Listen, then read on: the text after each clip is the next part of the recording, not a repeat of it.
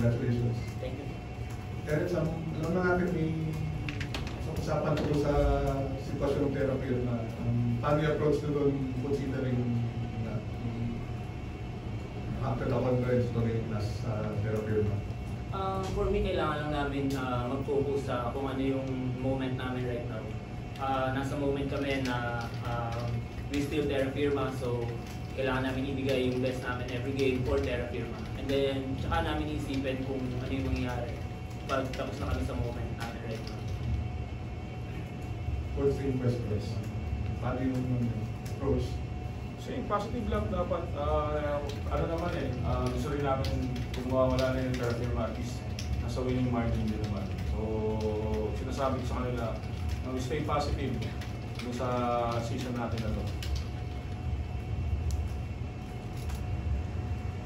Coach, may update lang daw from management about the situation? Actually, wala pang update.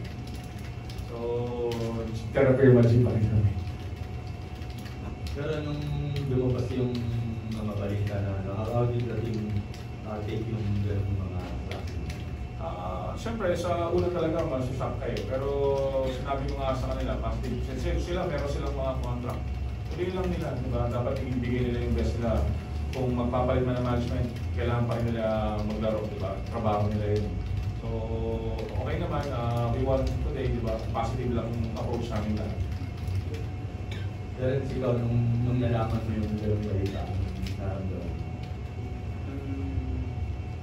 Actually, syempre nagulat na ganun yung nangyayari. Pero at the same time, doon naman yung life ng player. Sometimes, yung mga ibang player na napupunta sa ibang team. So, walang difference.